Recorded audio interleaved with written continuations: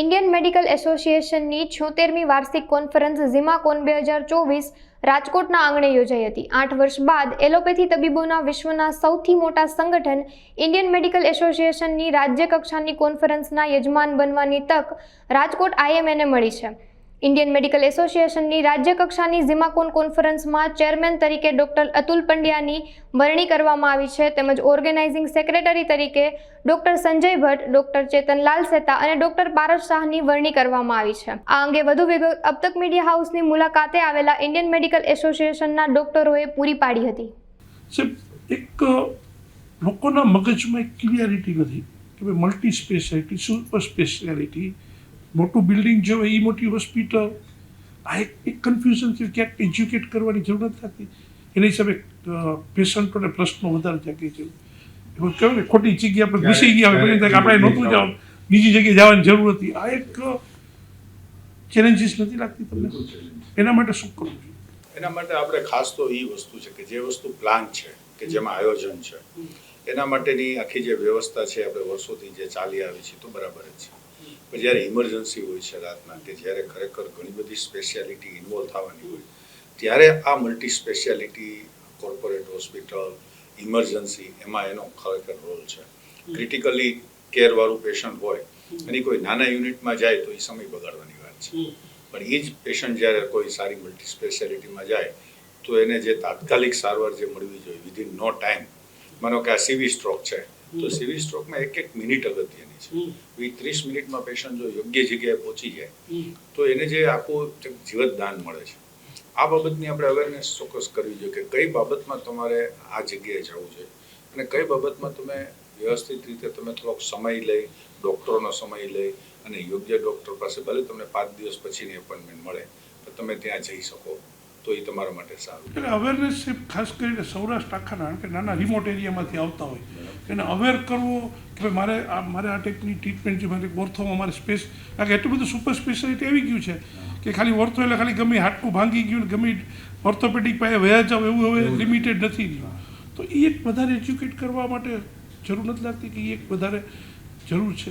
કારણ કે પેશન્ટ 2-3 જગ્યાએ ફરીને પછી ખબર પડે કે ભાઈ તારે ખરેખર તો તારે આ જગ્યાએ જવાની જરૂર હતી, તો આ જગ્યાએ ખોટું આવે। અને એના માટે મીડિયાનો રોલ એટલો જ મહત્વનો છે। તેમ લોકો થોડાક અત્યારે સોશિયલ મીડિયા ડ્રાઈવન પણ થઈ ગયા છે અને પોતાના સગાવાલામાં પછી જે અનુભવ હોય એ પ્રમાણે પૂછીને આગળ વધતા હોય છે, પણ એ બાબતમાં થોડીક અવેરનેસ અમે એઝ એ મીડિયા હું આ વસ્તુ વધારે અમે પ્રમોટ કરવા માગીએ। અમે હેલ્થ કેર કરીને સ્પેશિયલ શો ચલાવીએ છીએ કે અડધી કલાક ઇનડેપ્થ આપીએ, જેથી લોકોને કમસે કમ ખબર પડે કે ભાઈ મારે જવું તો ક્યાં જવું છે। કારણ કે આફ્ટર ઓલ અમારી જવાબદારી એ છે કે લોકોને એજ્યુકેટ કરવું અને લોકો સુધી માહિતી પહોંચાડવી। એટલે એ અમે પણ એ છીએ કે તમે લોકો પર તમને ટાઈમ મળે તો અમે એ વસ્તુ ચલાવીએ છીએ। કારણ કે બધી મોટી હોસ્પિટલવાળા રહ્યા ને એ બધા મોકલે છે, એ લોકો એની જે કોઈ નવી ફેકલ્ટી આવે, નવા કોઈ ડૉક્ટરો આવે તો ઇમિડિયેટ અમને કનેક્ટ કરે છે, પછી અમે એના ઇન્ટરવ્યૂ બધું મૂકી છે। શા માટે ડૉક્ટર રાજકોટ, એમ કે ભાઈ હમણાં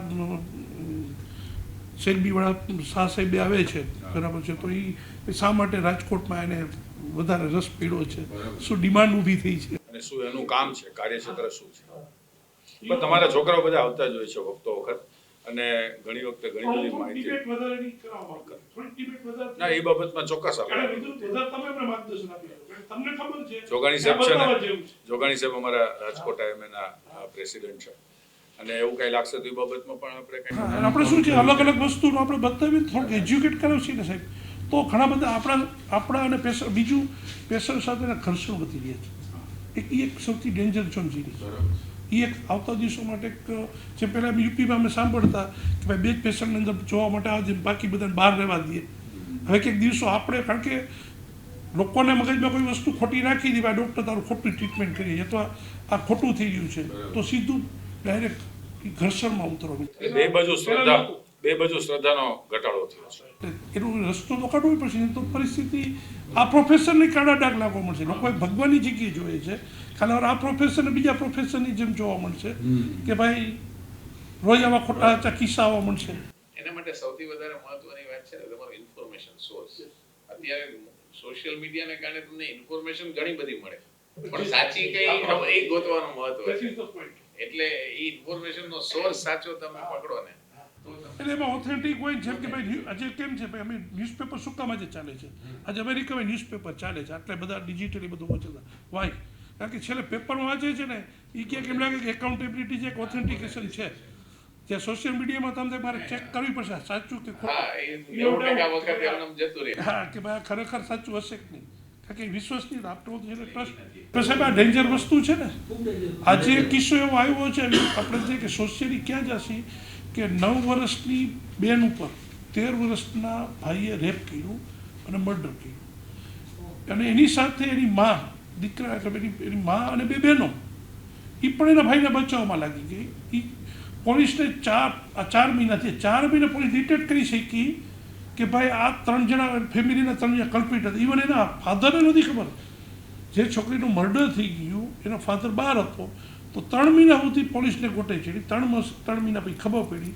કે ઘરના આજ એક સોશિયલ પરિસ્થિતિ જે છે ઇટ્સ વેરી ડેન્જરસ આ કલ્પના બહારની વસ્તુ થઈ ગઈ આ તો મારે આવું ન બહાર આવ્યું એવું તો કેટલું હશે. હા તો આ કલ્પના એટલે સોશિયલ મીડિયાનો અતિરેક છે ને એને શું કામી થયું કે એના મમ્મીએ એને મોબાઈલ આપ્યો હતો અને રાતના પોર્નોગ્રાફી જોતો હતો રાતના નેથી વિચારો બધા એવા નેથી આ બધું કર્યું 13 વર્ષનો છોકરો એટલે બીજા બધા કન્ટ્રીમાં ક્યાંક રિસ્ટ્રિક્શન્સ છે આપણે ત્યાં આવી ગયું છે પણ આપણે હેન્ડલ કરવા કે ઇન્ટેલિજન્ટ બનાવો ઇન્ટેલિજન્ટ તમે હેન્ડલ તો કરી શકો ઇન્ટેલેક્ચ્યુઅલ તમે હેન્ડલ ન કરી શકો તો ઇન્ટેલિજન્સ શું કામનું તમારી સામે હથિયાર થઈ જશે સતીશભાઈ આખી દુનિયાની અંદર સૌથી વધારે મોબાઈલનો સ્ક્રીન ટાઈમ હોય ને તો એ ભારત દેશનો છે એમાં આપણું યુવાધનનો સમય એટલો બધો બગડે છે કે ક્રિએટિવિટી તો હવે જતી જ રહી છે અને લોકોને એટલી બધી ધીરજ ઓછી થઈ ગઈ છે કે તમે કોઈ પણ આ યુવાનોને જોશો ન્યૂઝ રીલ પૂરું નહીં જોઈ શકે 1 કે 1.5 મિનિટનું ન્યૂઝ રીલ પૂરું નહીં જોવે ત્યાં બીજું આવી જાય જેમાં કાંઈ મળવાનું નથી ક્રિએટિવિટી બિલકુલ જતી રહે છે.